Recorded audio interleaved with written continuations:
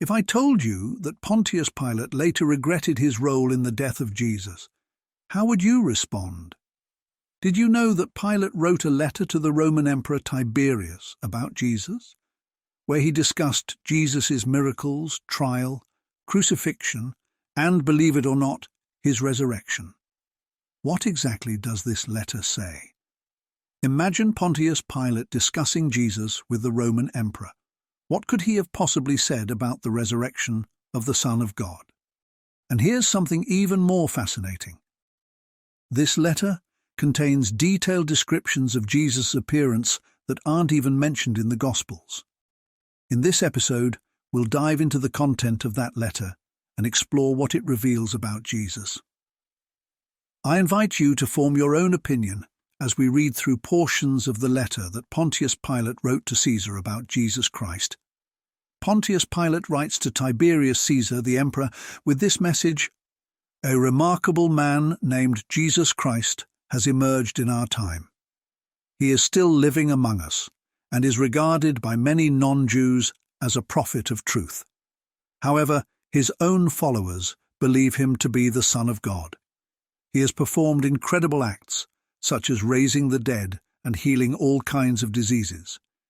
He is a man of tall and noble stature, with a presence that inspires both love and reverence in those who see him.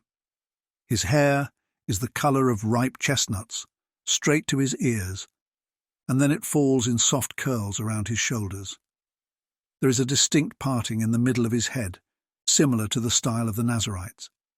His forehead is smooth and refined, his face free of blemishes or wrinkles, and his complexion is brightened with a gentle redness. His nose and mouth are perfectly formed, leaving nothing to be criticized. His beard, though not very long, is thick and matches the color of his hair, with a slight fork in the middle. His expression is both innocent and mature, with clear, quick grey eyes. When he rebukes, he can be fearsome, but when he advises, he is kind and well-spoken. In conversation, he is pleasant, combining a light-hearted demeanor with a certain seriousness. It is said that no one has ever seen him laugh, though many have witnessed him weep. His body is excellently proportioned, with hands and arms that are a delight to behold. His speech is always temperate, modest, and wise. In his exceptional beauty, he surpasses all others.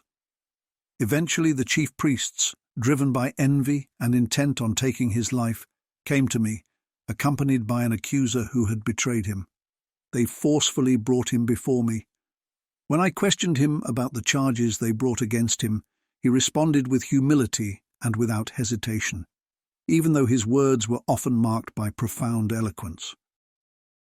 I asked him about his faith, and he said, "O Caesar, I am a king, but my kingdom is not of this world." Then I asked if he was a god, and he replied, "You say so, for I am the truth and the life. I am the good shepherd, the door." During these proceedings, as the Jewish leaders grew increasingly agitated and sought to condemn him, I ordered that he be crucified according to their law. At the moment of his crucifixion, darkness covered the entire world. Though it was midday, the sun was darkened, and the stars became visible in their brilliance. The moon, appearing as if turned to blood, lost its light. As the universe was shrouded in darkness, the dead rose from their graves and appeared to many. Disturbed in my mind, I quickly took water and washed my hands, declaring myself free of the blood of this righteous man, the likes of whom had never been seen before. As you read this part of the report, one thing becomes immediately clear. Pilate went to great lengths to describe Jesus in detail. Why? The reason is straightforward. In those times, there were no devices to capture images, so when someone important needed to be described, their physical appearance was carefully detailed. This way, anyone reading the description would recognize Jesus, either in person or in other accounts. The letter continues. Recent events in my province have been so significant that I felt it necessary to record them as they happened. I wouldn't be surprised if in time These events might change the course of our nation's history. It seems that lately the gods have not been favorable. I almost regret the day I succeeded Valerius Gratus as the governor of Judea. Of all the cities we've conquered, Jerusalem has proven the most difficult to govern. The people are so restless that I constantly fear an uprising. To quell it, I only have a single centurion and a small group of soldiers. I requested reinforcements from the prefect of Syria, but he informed me that he barely has enough troops to defend his own province. Our empire's relentless thirst for conquest, expanding beyond our ability to defend it, may ultimately lead to our downfall. Let's take a closer look at what Pontius Pilate said. It's important to pause and consider the deeper meaning of this passage. Pilate's message to Caesar contains a surprising revelation. The defense of Jerusalem relied on just one centurion from his cohort, which usually included only a small group of soldiers. Pilate's predecessor, Valerius Gratus, had already voiced his frustrations about ruling Judea, describing Jerusalem as particularly challenging to govern because of its restless population. This background helps us understand the difficult situation Pilate found himself in. His account shows how limited the military resources were for keeping order in Jerusalem. Even though the city was prone to unrest, Pilate had only a single centurion and a few soldiers to manage the situation. This shortage of troops underscores how fragile Roman control was in the region and the difficulties they faced in preventing potential uprisings. Pilate's concerns about being overstretched and not having enough military support influenced his decisions, including how he handled the trial and crucifixion of Jesus. Let's return to Pilate's letter. Among the many rumors I heard, one stood out to me.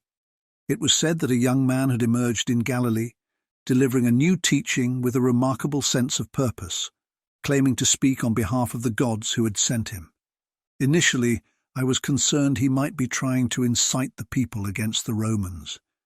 However, those fears quickly faded. Jesus of Nazareth seemed to speak more as a friend of the Romans than of the Jews. One day, as I was passing by the place of Siloam where a large crowd had gathered, I noticed a young man leaning against a tree and calmly addressing the people. I was informed that this was Jesus. It was easy to spot him amid the crowd because he looked so different from those around him.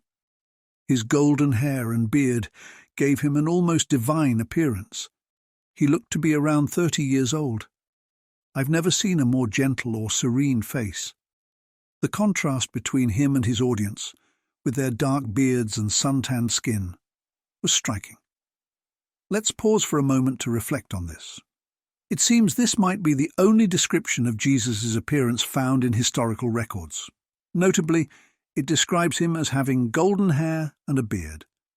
Earlier versions of this description mention chestnut-coloured hair, which is similar. This raises questions about its authenticity. Was this a detail added by later scribes who copied the document, or did Jesus actually have lighter-coloured hair and a beard compared to others of his time? Some believe this detail was a later addition by those copying the text, but we can't say for certain. It's definitely intriguing, though personally it doesn't make much difference to me. Returning to Pilate's report, to avoid interrupting, I kept walking, but signalled my secretary to join the group and listen in. My secretary, Manales, was the grandson of the chief conspirator who had been camped in Atua waiting for Catiline. An old resident of Judea and fluent in Hebrew, Manales was loyal and trustworthy. When I entered the praetorium, I encountered Manales, who shared with me the teachings of Jesus as he had spoken at Siloam. I must say, I've never come across anything in the writings of philosophers that matches the wisdom of Jesus' sayings. On one occasion, a rebellious Jew, among many in Jerusalem, asked Jesus if it was lawful to pay taxes to Caesar. Jesus responded, "Give to Caesar what belongs to Caesar, and to God what belongs to God." This profound wisdom influenced me to grant Jesus considerable freedom. Although I had the authority to arrest and exile him to Pontus, Doing so would have contradicted the fairness for which Romans are known. Jesus was neither seditious nor rebellious. I extended to him a form of protection, possibly unknown to him. He was free to act, speak, gather followers, and address the people without any restrictions from the Praetorian Guard. However, this freedom for Jesus upset the Jews. Not the common people, but the wealthy and influential ones. Jesus was particularly harsh towards them, which I believe was a political reason for not restricting his freedom. He would address the scribes and Pharisees as a brood of vipers and liken them to whitewashed tombs. He would also criticize the ostentatious charity of the wealthy, declaring that the humble offering of a poor widow was more valuable in God's eyes. Daily, new complaints about Jesus' audacity reached the Praetorium.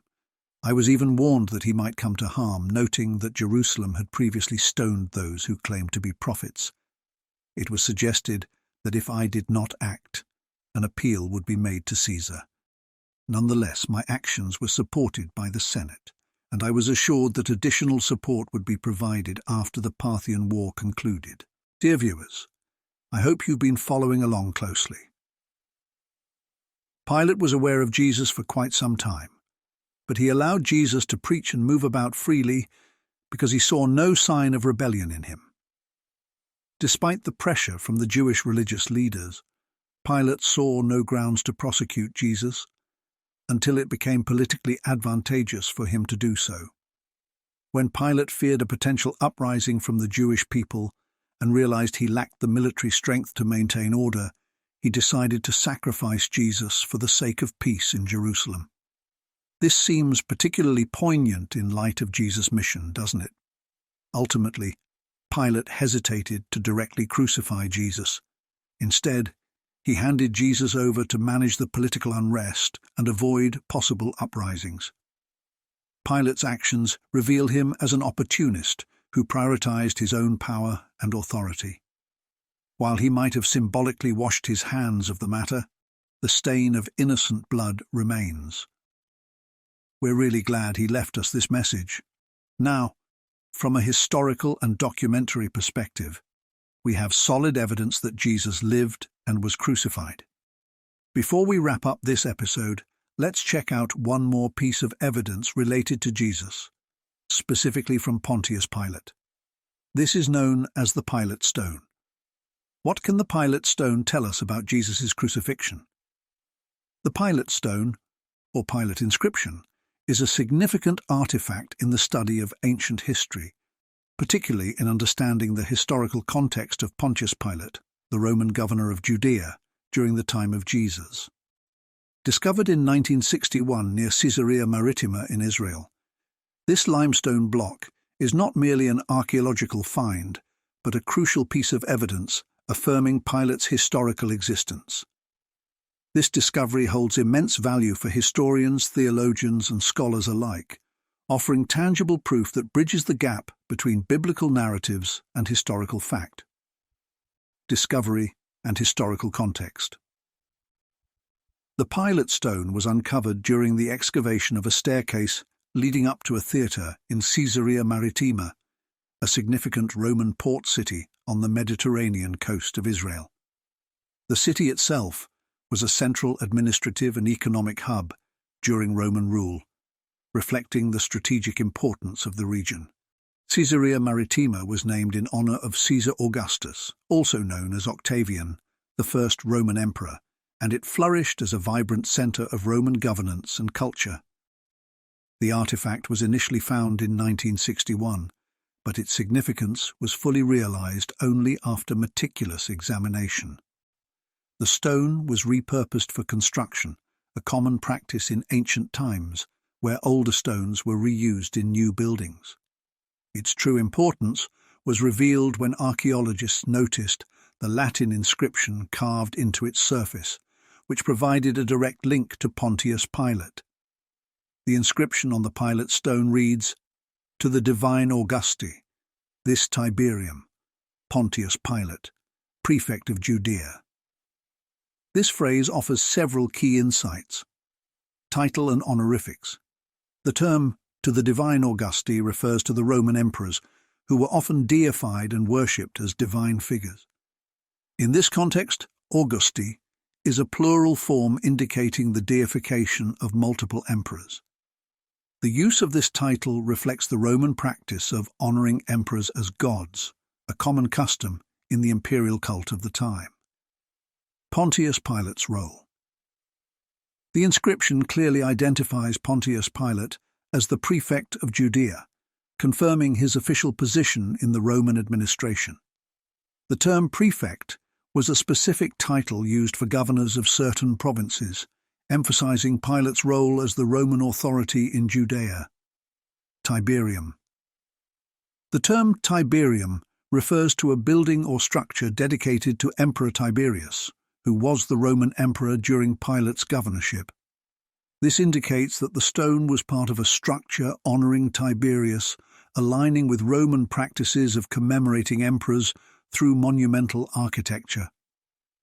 The Pilate stone is significant for several reasons. Confirmation of Pilate's existence.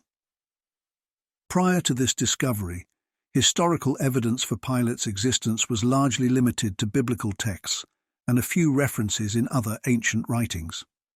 The Pilate stone provides direct archaeological evidence, confirming that Pilate was a real historical figure and that he held a prominent position in the Roman administration of Judea.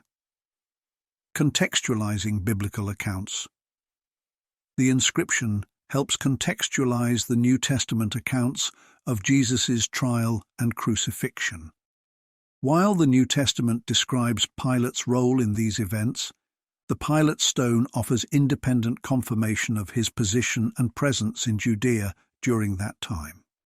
This adds a layer of historical authenticity to the biblical narrative. Insights into Roman practices. The stone provides insights into Roman honorific practices, such as the deification of emperors and the use of inscriptions for public commemoration. Understanding these practices helps scholars grasp the broader cultural and political context in which Pilate operated. The Pilate stone's discovery has broader implications for historical and archaeological studies, verification of historical figures. The stone is a valuable example of how archaeology can provide tangible evidence for historical figures mentioned in ancient texts. It underscores the importance of material evidence in corroborating historical accounts and enhancing our understanding of the past. Integration of archaeology and textual analysis. The Pilate stone demonstrates the intersection of archaeology and textual analysis. By aligning physical evidence with written records, scholars can build a more comprehensive picture of historical events and figures. Impact on biblical scholarship. For biblical scholars, the Pilate stone is an important piece of evidence that supports the historical basis of the New Testament accounts. It reinforces the credibility of the Gospels by providing independent confirmation of Pilate's existence and role. The Pilate stone is a remarkable artifact that provides concrete evidence of Pontius Pilate's historical presence and role as the prefect of Judea. Discovered in the ancient city of Caesarea Maritima, this limestone block bears an inscription that offers valuable insights into Roman honorific practices and the historical context of the New Testament. As a crucial piece of archaeological evidence, the Pilate stone not only confirms the existence of a key historical figure, but also enriches our understanding of the intersection between historical fact and biblical narrative. Its discovery highlights the importance of archaeology in uncovering and verifying the truths of the past, bridging the gap between ancient texts and tangible evidence. In summary, combining the letter of Pilate with the Pilate stone gives us confirmation of Pontius Pilate's existence and provides evidence of Jesus Christ's ministry and crucifixion. It also offers additional details about Jesus' physical appearance that aren't found in the canonical Bible. Thanks for watching. If you enjoyed this video, please like and subscribe to our channel. God bless you. Amen.